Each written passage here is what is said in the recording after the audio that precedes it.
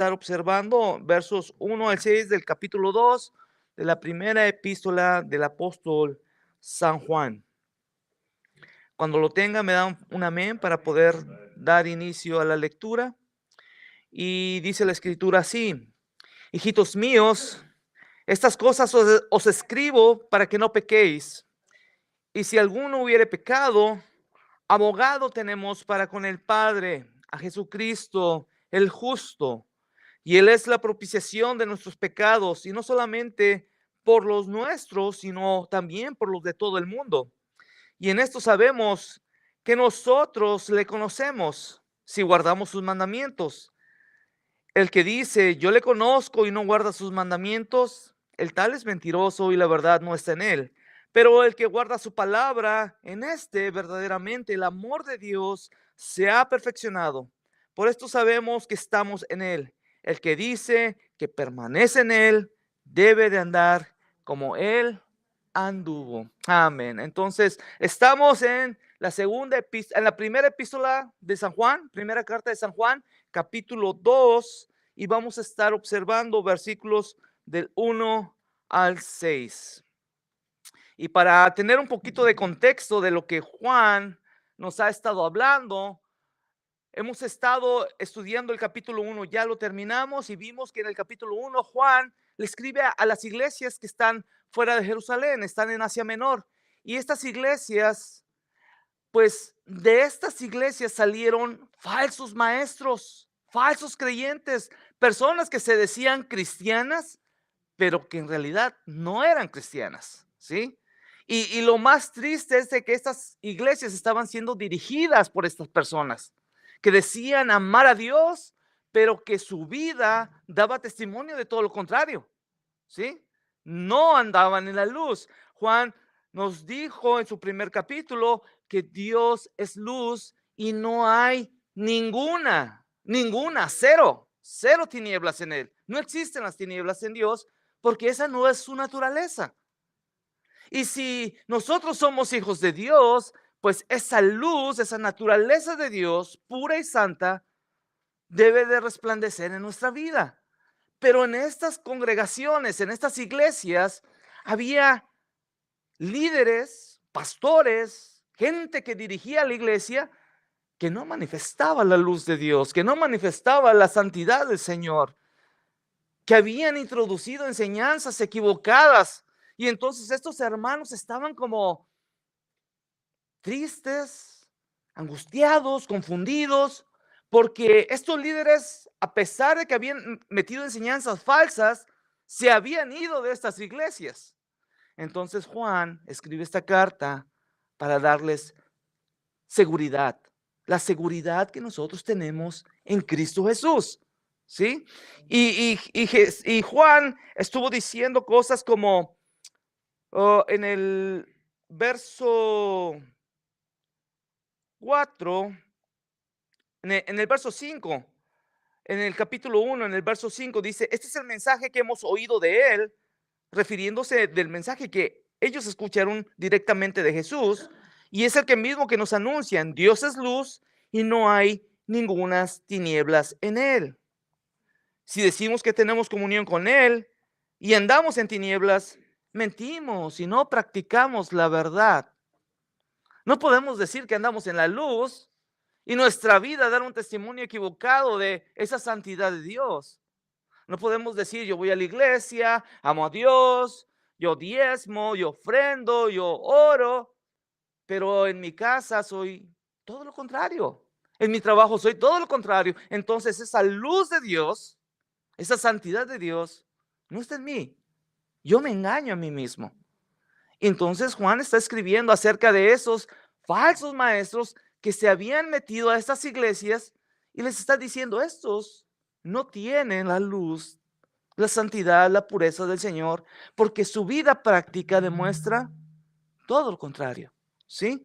Entonces Juan ahora comienza en el verso 1 del capítulo 2 diciendo, hijitos míos, hablando con amor, como un buen pastor, como un padre espiritual, a estos hermanos que habían quedado todos confundidos por las malas acciones de estos falsos maestros. Y les dice: hijitos míos, estas cosas os escribo para que no pequéis. Todo esto que vimos en el capítulo 1, que es a lo que se refiere Juan, yo les he escrito todas estas cosas, ¿sí? Como en el verso 7 dice, pero si andamos en la luz como Él está en luz, tenemos comunión unos con otros. El verso 8 del capítulo 1 dice, si decimos que no tenemos pecado, nos engañamos a nosotros mismos y la verdad no está en nosotros. El verso 10 del capítulo 1 dice, si decimos que hemos pecado, le hacemos a Él mentiroso y su palabra no está en nosotros. Juan entendía que nuestra naturaleza, ¿sí? Que como hijos de Dios podemos pecar, ¿sí? Pero lo que Juan está diciendo cuando dice, yo les escribo estas cosas para que no pequéis, el llamado que Juan está haciendo es el llamado a estos creyentes para que vengan a Dios, para que se rindan al Señor, para que encuentren en el Señor esperanza. Entendemos que tenemos una vida difícil, complicada, ¿sí? Pero como hijos de Dios tenemos esperanza. En el verso 9 del capítulo 1, escuchen bien lo que dice Juan. Si confesamos nuestros pecados, Él es fiel y justo para perdonar nuestros pecados y limpiarnos de toda maldad. Hay una esperanza que tenemos como hijos de Dios. Entendemos que tenemos una lucha con el pecado, una lucha de todos los días. Pero andamos en luz, porque ya no vivimos en una vida de una práctica de todos los días de pecado. Ahora tenemos una lucha, estamos conscientes de que tenemos debilidades, ¿sí? Pero también ahora Juan nos dice a quién recurrir. Que si confesamos nuestros pecados, ¿sí? Él es fiel a sus promesas y Él es justo. ¿Por qué? Porque la justicia de Dios quedó satisfecha con el sacrificio de Cristo.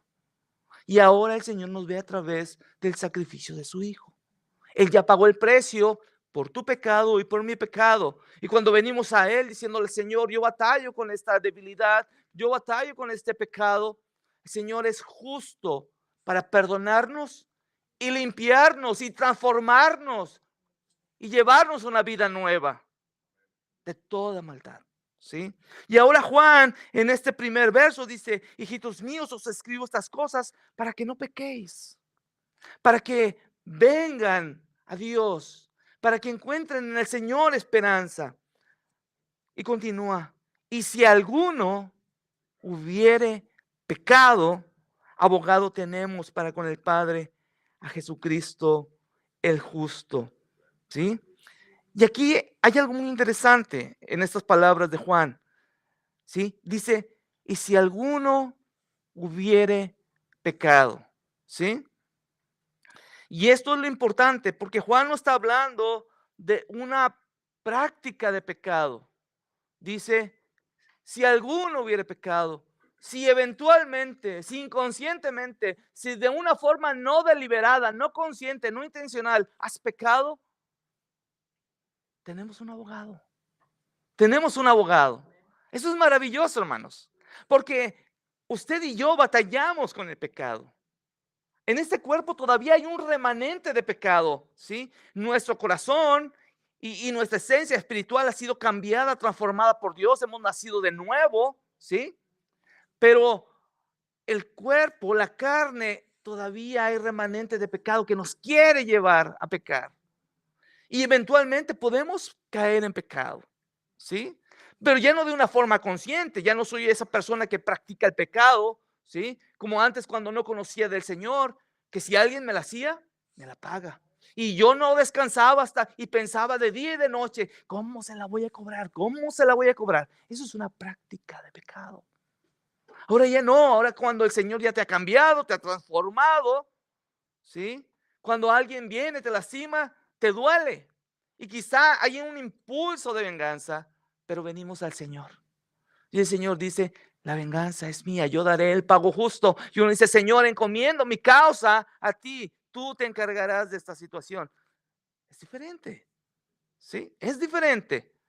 Pero eventualmente, inconscientemente, podemos caer en pecado, ¿sí? Y cuando caemos de una manera no consciente o inconsciente, ¿sí? En un pecado, dice Juan, abogado tenemos para con el Padre.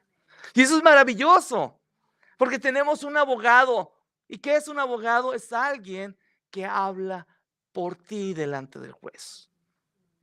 Ya no me tengo que yo presentar delante del juez y exponerle toda mi situación. Ahora hay alguien que intercede por mí delante del juez. Y ese alguien es alguien especial, alguien que entiende tu necesidad, alguien que entiende tu condición, alguien que entiende lo que tú vives en el día a día, alguien que comprende tu lucha, ¿sí? Imagínese usted estar en la corte, ¿sí? Y llegar a la corte sin ningún abogado y usted se tiene que presentar delante del juez. Ahora, por ley, en la corte, cuando usted está en la corte, se tiene que presentar delante del juez. La corte le asigna un abogado por ley, ¿sí? Y eso es lo maravilloso, que en esta corte celestial, delante de Dios, es Dios mismo el que nos ha asignado un juez, un abogado maravilloso, el mejor de todos, el que te entiende, el que te comprende, el que sabe cuál es tu necesidad, el que sabe lo que tú sientes cuando estás en esa tentación, el que mejor nos puede defender, ¿sí? Este abogado que tenemos para con el Padre es Jesucristo el justo. No hay mejor abogado que puede estar a favor de nosotros, sino nuestro Señor Jesucristo, ¿sí? Dice Hebreos capítulo 4, verso 15. Acompáñenme rápidamente ahí, Hebreos 4:15.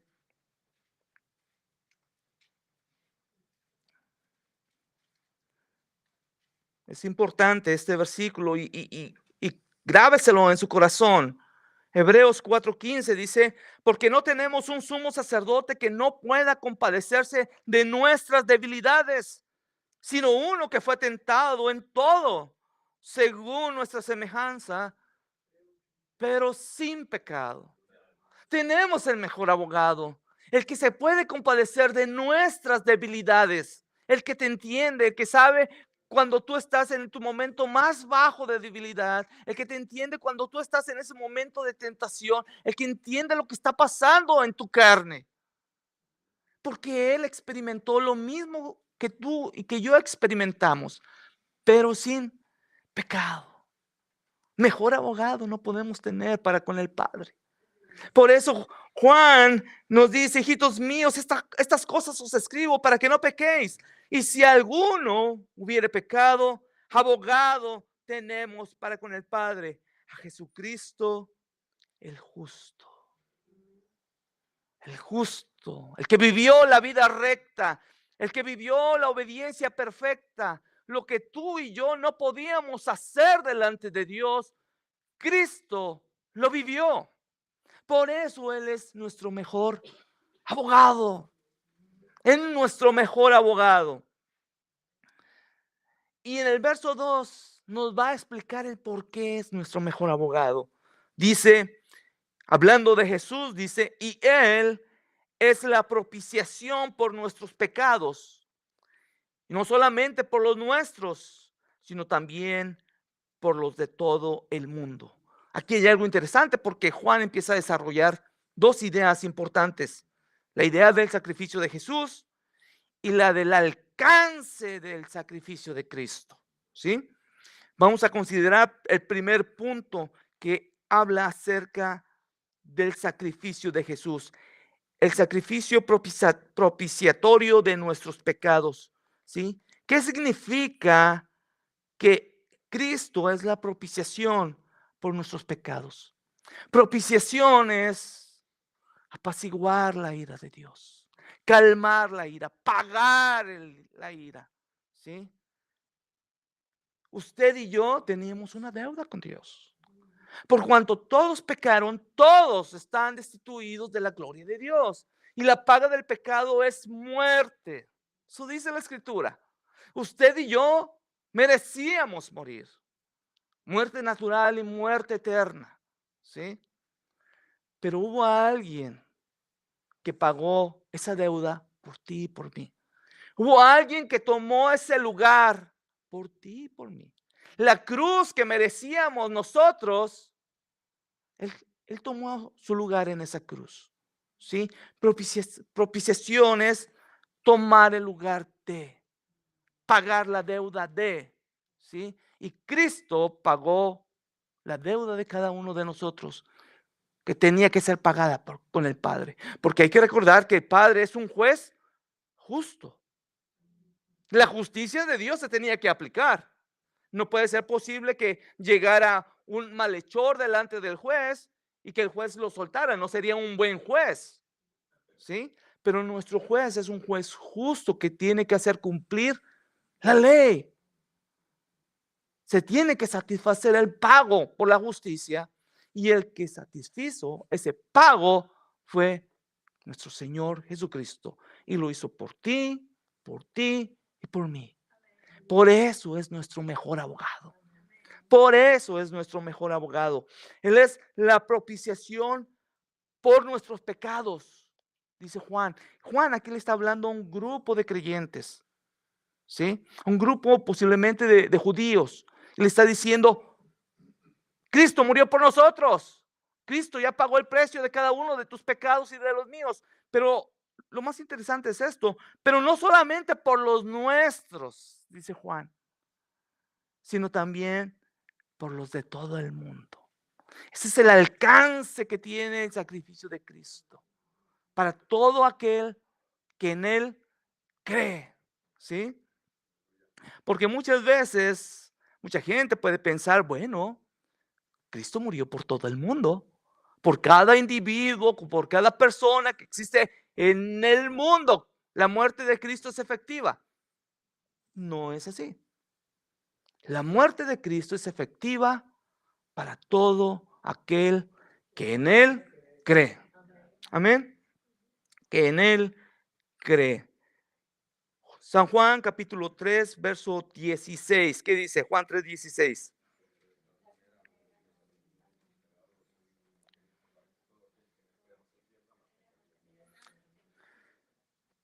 Porque de tal manera amó Dios al mundo. Dios manifestó su amor enviando a su Hijo.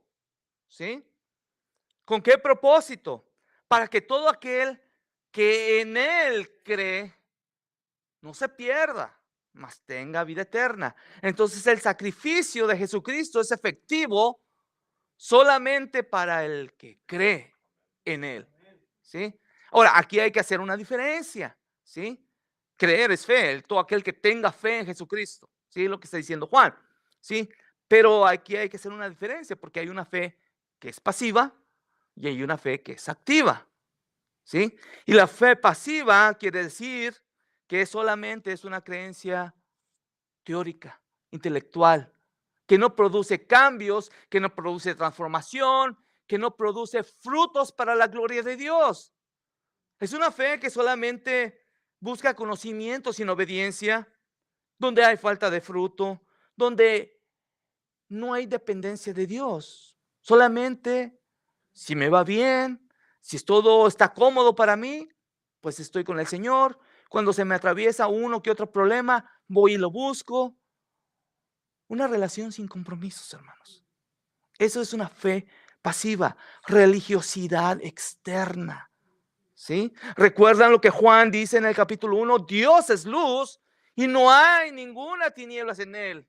Y como Dios es luz, y si nosotros somos hijos de Dios, esa luz debe de resplandecer en nuestra vida y no debe de haber tinieblas en nosotros. Pero aquí había falsos maestros que decían que amaban a Dios, que decían creer en Dios, pero que su vida tiraba para otro lado.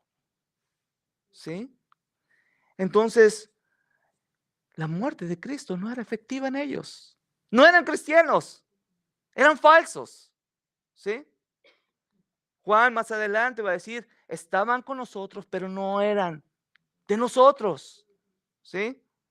Y hoy en día hay mucha gente que es apariencia, que dice que ama a Dios, va al templo, ora, hace todo lo que un religioso puede hacer. Conoce de la Biblia, habla como cristiano, se viste como cristiano, pero su vida no refleja la luz del Señor. Su vida no refleja cambio, su vida no refleja transformación, su vida no refleja nada de Cristo. ¿Será el sacrificio de Cristo efectivo en esa vida? No, porque cuando el sacrificio de Cristo es efectivo, es real en tu vida, hay cambio, hay transformación en tu forma de hablar, de actuar, de pensar, de conducirte. Una vida que manifiesta la luz de Dios, donde no hay tinieblas. Y no estoy hablando de perfección, porque Juan está diciendo, si alguno hubiere pecado, abogado tenemos para con el Padre. Cuando pecamos, sabemos ahora a quién recurrir. ¿Sí? Y esto es triste porque hoy en día hay mucha gente que duda de su salvación, que tienen una falta de seguridad en la obra de Cristo.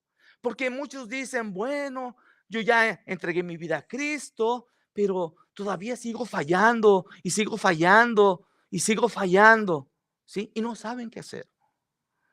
Una de las experiencias que más ha tocado mi vida es que en otras congregaciones donde yo estaba, donde yo crecí, ellos acostumbraban a hacer mucho los campamentos, los encuentros, y tú vas a un campamento y son 3 días que te la pasas bien. Emocionalmente te la pasas bien y hacen una dinámica. Entonces ellos ponen una cruz y te dan un papelito y tú apuntas todos tus pecados, todos, y vas y los clavas en esa cruz. Al siguiente día te regresas y te dicen, hermano, quite su papelito de la cruz. Y usted ve, oh, tus pecados han sido borrados. Y tú, wow, Señor, sientes un alivio. Ya todo mi cochinada que yo escribí ahí, ya se fue. Y parece hermoso, hermano. Son días muy especiales, ¿no? Pero sales de esos 3 días y llegas a tu realidad y vuelves a esa lucha, a toparte con ese pecado que tú habías escrito en ese papel. Y luego tú dices, pues, ¿qué está pasando? Yo ya había puesto ese papel y ahí decía que ya mis pecados estaban borrados. ¿Cómo es posible que sigo batallando con esto? Y yo iba con el pastor que tenía en ese entonces. Y decía, no, hermano, pues es que usted está atado a una maldición generacional y hay que romper esas maldiciones, etcétera, etcétera, etcétera. O sabe qué, vuelva a apuntar todos sus pecados y quémelos. Y ahí yo apuntaba toda la cochinada y ¡zas! Al infierno quemándose. Pasaban 2 días, otra vez a lo mismo. ¿Sí? ¿Por qué? Por no entender la escritura, mi hermano. Había una falta de seguridad de mí en Cristo, cuando Cristo nos da la seguridad completa. Abogado tenemos para con el Padre, Jesucristo el justo, que si confesamos nuestros pecados, Él es fiel y justo para perdonarnos y limpiarnos de toda maldad. Eso yo no lo sabía, pero cuando ya lo supe, me salí de ese lugar. Gloria al Señor, ¿sí? Entonces, eso es, hermano. Hay mucha gente que vive una fe pasiva, que son religiosos externos, donde la muerte de Cristo no es efectiva porque no hay cambio, no hay transformación, no hay arrepentimiento, no hay un nuevo nacimiento. Pero en cambio tenemos la fe activa, que es a la que se refiere Juan, cuando dice, la muerte de Cristo es para todo aquel que en Él cree, no se pierda. ¿Sí? Es una fe activa, una fe donde hay arrepentimiento, donde hay transformación, donde tu forma de hablar, de actuar, de pensar, de conducirte o de relacionarte con todos cambia. Tu matrimonio es diferente. ¿Por qué? Porque Cristo está tocando tu vida, porque Cristo está transformando tu ser. Tu relación con tus hijos es diferente porque el Señor está obrando en ti. La luz de Dios está transformando todo lo que hay a tu alrededor. ¿Sí? Entonces, esto es a lo que se refiere Juan cuando dice, y Él es la propiciación por nuestros pecados, y no solamente por los nuestros, por los de ese tiempo, sino que es extensiva a todos los que vendrán, a todos los que han de conocer del Señor a través de las generaciones. Hoy nuestra misión es seguir proclamando el Evangelio para que todo aquel que en Él cree no se pierda, mas tenga vida eterna, así como usted y como yo. Amén. Entonces, Juan nos habla de esta manera hermosa para encontrar seguridad en el Señor. Verso 3 dice, y en esto sabemos que nosotros le conocemos si guardamos sus mandamientos, ¿sí? En esto sabemos que nosotros le conocemos. ¿Cómo nos vamos a dar cuenta que nosotros conocemos del Señor? Cuando nuestra fe produce frutos, ¿sí? Ahora, Santiago, voy a regresar un poquito a Santiago. Santiago habló mucho de esto, ¿sí? Santiago dijo, si alguno de ustedes se cree religioso y no refrena la manera en que habla, su religión es vana. Te engañas a ti mismo. ¿De qué manera nosotros sabemos y entendemos, sí, que le conocemos? Cuando nuestra vida camina en coherencia con la fe que decimos que profesamos. No estamos hablando de perfección, hermanos, pero estamos hablando de que si decimos que amamos a Dios, nuestra vida tiene que caminar en ese rumbo. Amar a Dios y amar al prójimo como a nosotros mismos. No es fácil, no es sencillo, porque si hay algo difícil de hacer es amar al que está allá afuera, al que te rechaza, al que te odia, al que habla mal de ti, al que te injuria. Es difícil, ¿sí? Pero si el amor del Padre está en nosotros, Él nos dará la fuerza, la dirección, el propósito, la guía para poder hacer su voluntad. Amén. El profeta Ezequiel, hablando acerca de el Espíritu Santo, de la condición del hombre, Dios, hablando por medio del profeta Ezequiel, dice, y pondré mi espíritu sobre vosotros, el Espíritu de Dios sobre vosotros, para que puedan hacer mi voluntad, ¿sí? Para que guarden mis preceptos y para que los pongan por obra. Esa es la obra del Espíritu Santo en la vida de cada uno de nosotros, ¿sí? El que nos capacita para poder hacer la voluntad del Señor. Y en eso sabremos que le conocemos. ¿Por qué? Guardamos sus mandamientos. Ahora, guardar aquí no es solamente acumularlos en la mente, es bajarlos al corazón y ponerlos por obra. De esa manera nosotros sabemos que amamos al Señor, ¿sí? Jesús también escribe, dice, si me aman, guarden mis mandamientos. Ahora, ¿cuántos de aquí amamos a Jesús? ¿Cuántos? Todos. Ok, todos lo amamos. Ahora, ¿cuánto amamos a Jesús? ¿Cuánto? ¿Cuánto amamos a Jesús? ¿Poquito, mucho, más o menos, así, al infinito y más allá? ¿Cómo sabemos cuánto amamos a Jesús?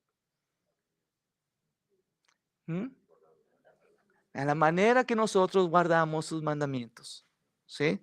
Dijo, si me aman, guarden mis mandamientos, ¿sí? A la manera en que yo pongo por obra la palabra de Dios, en la manera que yo camino en la voluntad de Dios, me doy cuenta cuánto amo a Jesús, ¿sí? Si antes odiaba a mis enemigos, pues no estaba manifestando amor de Dios. Pero si hoy hay alguien que me agrede, que me falta, y aunque me duela, yo vengo al Señor y decir, Señor, tengo que tener capacidad para amar a esta persona, porque así tú me lo ordenas, estoy dando un paso amando a Dios primero, demostrándole mi amor, guardando sus mandamientos. Es hermoso y es algo que cambia toda la estructura de nuestra vida, hermanos, porque nuestra tendencia es ir al choque, es ir a la confrontación, ¿sí? Difícilmente venimos corriendo a Jesús y decir, ay, Señor, me pasó esto y ahora qué hago. Tuya es la venganza, yo sé que tú. No, queremos vengarnos nosotros. Esa es nuestra naturaleza, ¿no? Pero no, tenemos que correr a los brazos del Señor y depositar en Él todo lo que nos afecta. Amén. Verso 4. El que dice, yo le conozco y no guarda sus mandamientos, el tal es mentiroso y la verdad no está en él. El que dice, Yo le conozco. ¿Y cómo hay gente que dice eso? ¿Cómo hay gente que dice: "No, yo conozco, yo amo a Dios"? Y lo predican y dicen tantas cosas, pero su vida, ¿sí? Una vez ya lo he contado esto en otras ocasiones, andábamos repartiendo folletitos ahí evangelísticos en una tienda y de repente se acerca una señora y me dice: "¿De dónde eres tú? ¿Qué iglesia vas?". "No, pues voy a la iglesia que está aquí a cruzar la calle". ¿Y sabes que en esta congregación hay una mujer que en su trabajo habla, pero habla muy mal? Maldición, no, la conocieras. Ahí seguramente muy santa que se cree, pero en el trabajo la vieran. Yo por eso no voy ahí. Eh, El hombre que dice yo le conozco y no hace lo que él manda es un mentiroso. Decimos que amamos a Dios, venimos al templo, hablamos bien cristianos, Dios te bendiga, aleluya, gloria al Señor. Parecemos cristianos, ¿sí? Pero si allá afuera no hacemos la voluntad del Padre, ¿qué somos? Somos unos mentirosos delante del Señor. ¿Mm?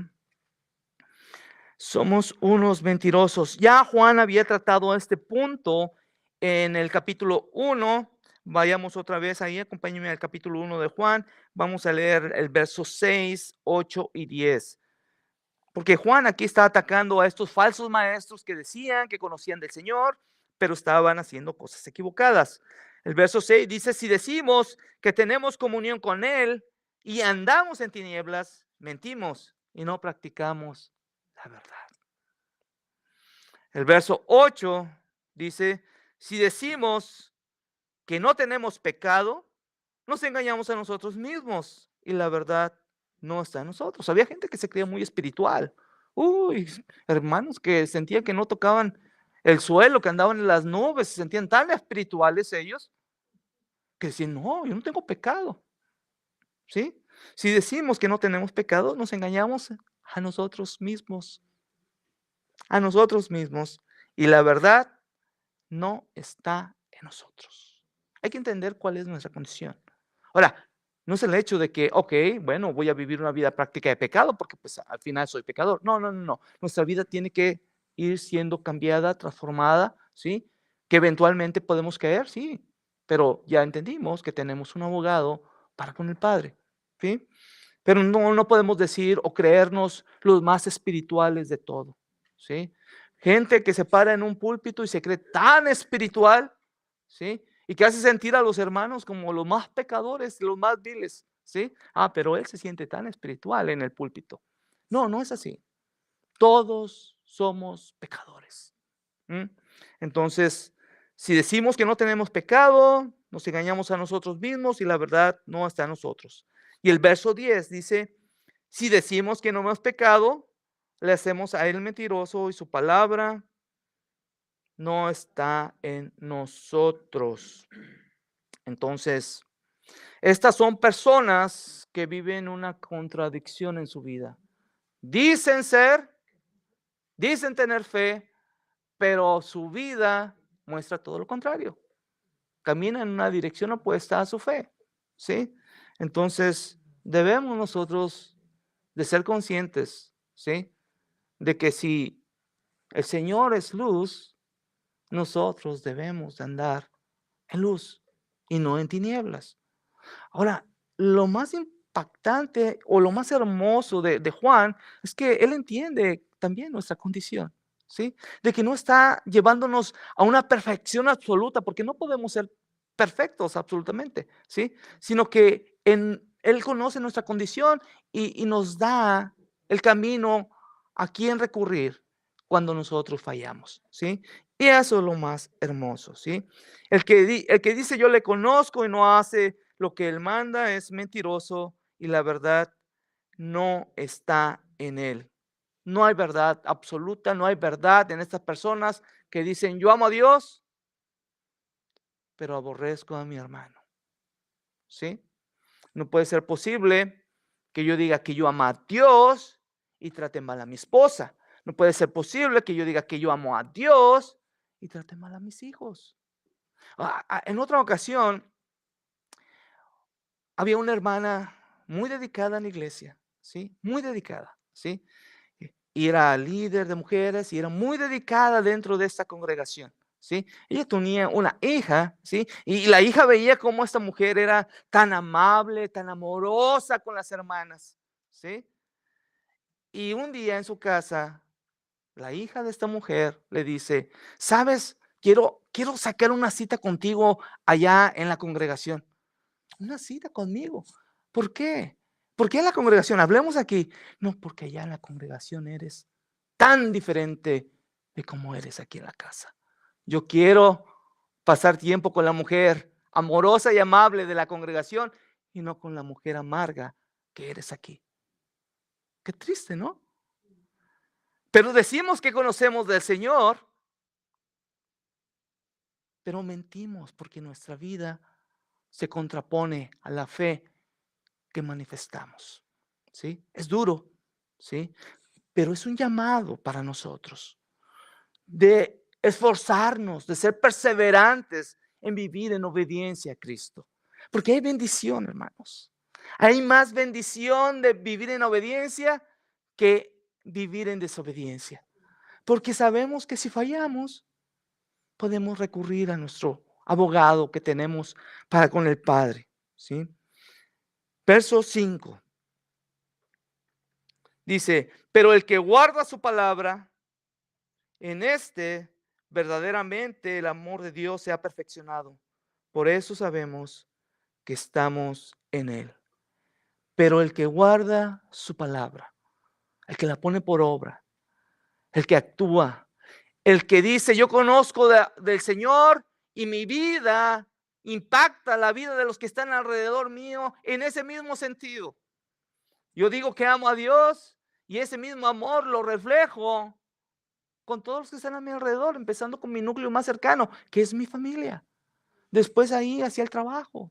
Sí, ahora es difícil estar en tu centro de trabajo donde hay personas que no conocen del Señor y donde tú tienes que mostrar gracia y amor para tus compañeros de trabajo que a veces son difíciles de tratar, ¿sí? Pero ahí se va a ver de qué estamos hechos, hermanos, si somos realmente cristianos, ¿sí? De que te la hacen difícil en el trabajo, te la hacen difícil, pero tenemos que manifestar lo que decimos que somos, ¿sí? Pero el que guarda su palabra, en este verdaderamente el amor de Dios se ha perfeccionado. El que la pone por obra, ¿sí? Se ha perfeccionado el amor de Dios en él. ¿Qué quiere decir esto de se ha perfeccionado el amor de Dios? Que lo ha llevado a la madurez. Porque ese es el propósito de nuestra vida. Ir creciendo y madurando y perfeccionándonos a la estatura de Cristo Jesús. Ahora, nosotros hemos venido a Cristo, ¿sí? Y cuando nosotros venimos a Cristo, empezamos un caminar. Y la santificación es de todos los días, cada instante. Y cada día enfrentamos retos distintos. Y cada día enfrentamos situaciones diferentes. Y cada día vamos creciendo y siendo perfeccionados por Dios. Si guardamos su palabra, si la ponemos por obra. Por esto sabemos que estamos en él, porque actuamos en consecuencia a la fe que decimos tener. Por eso sabemos que estamos en él. Juan le escribe a estos hermanos para darles esa seguridad, porque ellos estaban muy inseguros, estaban confundidos, ellos ya no sabían qué hacer, porque estos falsos maestros que estaban en estas iglesias habían introducido enseñanzas tan distintas al evangelio y entonces ellos estaban dudando de su salvación. Por eso Juan les escribe de esta manera y les dice: si ustedes guardan la palabra de Dios, si ustedes la ponen por obra, ¿sí? En esto ustedes sabrán que están en él. Y usted y yo sabemos que estamos en el Señor cada vez que nuestra vida camina conforme a la voluntad de Dios, en esa dirección, en consecuencia a la fe que decimos tener, ¿sí? No podemos decir que tenemos fe y andar haciendo cosas que van opuestas a la fe que decimos tener. Eso queda, yo creo que más que claro ya a este punto. Entonces, por eso sabemos que estamos en Él. Ahora, ¿quién es el modelo a seguir en todo esto? ¿Quién es nuestro modelo? Vamos a verlo en el verso 6. El que dice que permanece en Él, ¿cómo dice, hermano? El que dice que permanece en Él debe andar como Él anduvo. Punto. Juan es así de claro. ¿Sí? Si tú dices que permaneces en el Señor, si tú dices que tu vida está anclada en Cristo, si tú dices que tu fe está anclada en Jesús, debes de caminar como Él anduvo. ¿Sí? Permanecer significa vivir continuamente unido a Cristo. ¿Sí? Vivir unido al Señor. ¿Sí? Eso significa permanecer. Como el pámpano permanece unido a la vid. Porque fuera de la vid, nada puede hacer. ¿Sí? Entonces, eso significa permanecer. Es esa unidad que tenemos con Cristo. Y tenemos esa unidad y esa unión con Cristo maravillosa gracias a su obra perfecta, a su obediencia perfecta, a su sacrificio perfecto. Por medio de la fe en Jesucristo, nosotros llegamos a estar unidos perfectamente con Él. ¿Sí? Y como estamos unidos perfectamente con Él, podemos andar como Él anduvo.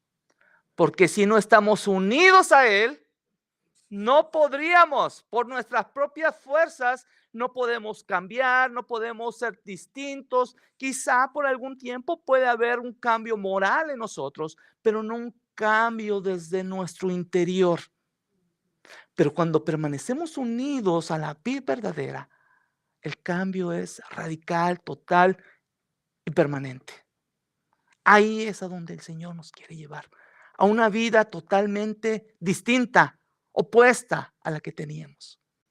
De andar en tinieblas, a andar en luz. ¿Cómo anduvo Cristo? En obediencia perfecta al Padre, amando la verdad, rechazando el pecado, mostrando compasión, viviendo humildemente, sirviendo, negándose a sí mismo, soportando el sufrimiento, haciendo siempre la voluntad del Padre. Y quizá nosotros no llegaremos a alcanzar esta perfección que el Señor tiene, pero vamos caminando. Esa es la línea a seguir. Y esta vida es una vida de progresión. Cada día avanzamos un poquito más. Cada día avanzamos otro poquito más. Y cada día vamos creciendo en gracia y cada día vamos creciendo en madurez. Si obedecemos al Señor. Usted quiere caminar junto con Cristo, unido a Cristo, haciendo la voluntad del Señor, ¿sí? El Señor le dará la gracia, la sabiduría y el poder por medio de su Espíritu Santo para llevarlo a cabo. Porque ahora es Dios el que pone en nosotros el querer como el hacer su voluntad. Antes, cuando no conocíamos del Señor, no teníamos la menor de las intenciones de hacer su voluntad. Pero ahora que el Señor nos ha llamado y hemos venido a Él y nos ha cambiado y hemos nacido de nuevo, ahora el Señor nos da de su Espíritu y nos capacita para hacer su voluntad. Concluyendo, ¿sí? Nuestra vida como cristianos, como hijos de Dios, ¿sí? Debe ser coherente a la fe que decimos tener. No hay de otra. ¿Alguna pregunta, algún comentario que usted tenga sobre estos versículos que estudiamos? Juan se sigue poniendo más interesante cada vez que vamos avanzando en esta carta y seguirá enseñándonos muchas más cosas. Entonces,